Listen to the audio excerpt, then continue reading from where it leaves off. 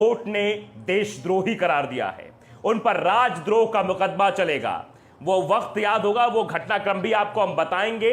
4 साल पहले किस तरह से गौवंश के नाम पर उत्पात मचा, जिसका फैसला कोर्ट ने सुनाया है। एडीजे कोर्ट ने योगेश, जो कि नेता है भैया, बड़का नेता है बजरंग दल का, योगेश समेत सभी 36 आरोपियों पर राजद्रोह की धारा 124A के तहत तय करने का आदेश दे दिया गया है कोर्ट की तरफ से। दरअसल इन्होंने उत्पात मचाया था, वो तो आपको बताएंगे कौन कौन लोग, ये भी आप जरा जान लीजिए।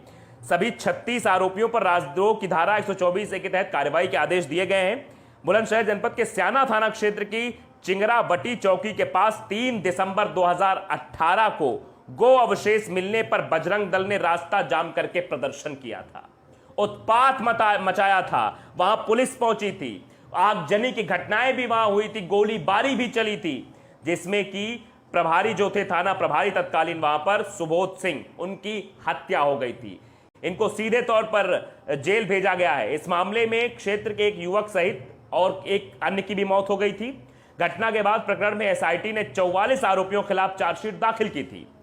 इसमें नंबर 1 पर बजरंग दल के योगेश राज नामजद थे।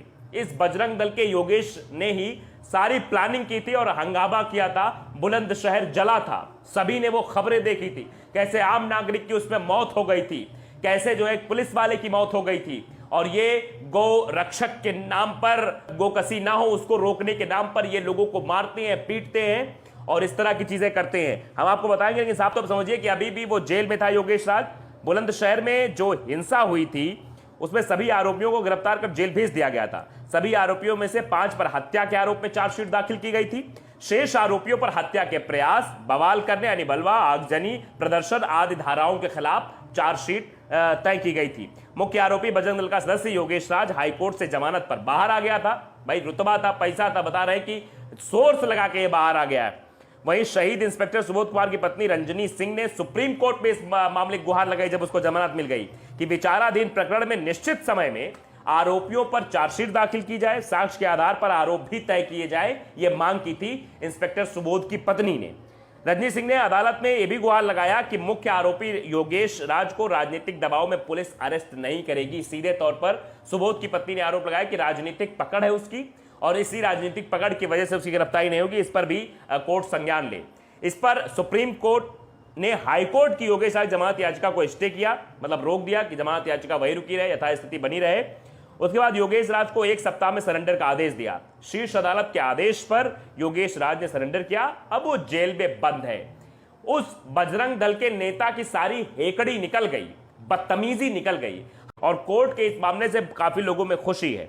उसके बाद देखिए, इस मामले में एडीजे वनीता विमल ने आदेश कहा है कि चिंगरावटी चौकी के सामने हुई हिंसा में कानून व्यवस्था बिगड़ी थी। उग्र प्रदर्शनकारियों ने अराजकता फैलाने का काम किया और हिंसा को प्रोत्साहित किया था। इसलिए सभी 36 आरोपियों पर धारा 124A के तहत मुकदमा चलेगा। बुलंदशहर के स्याना हिंसा मामले में विशेष शासकीय अध्यक्ष नियुक्त किए गए यशपाल सिंह राघव ने भी बताया कि 36 आरोपियों पर न्यायालय ने राजद्रोह का आरोप तय किया है। इन लोगों पर अब अन्य धाराओं के साथ राजद्रोह की धारा का मुकदमा भी चलेगा। यानी अब इनकी लोगों की बोलती बंद होने वाली है। जो बुलंदशहर में इन्होंने कांड किया था, जो गाड़ियां जलाई थी, जो लोगों के साथ मारपीट की थी, हंगामा किया था, एक पुलिस वाले को गोली मार दिया था, और ये सब कब से हो रहा है आप ये जानते हैं कि इनके दिमाग में क्या फितूर रहता है, इनको इतनी ताकत कहां से मिलती है।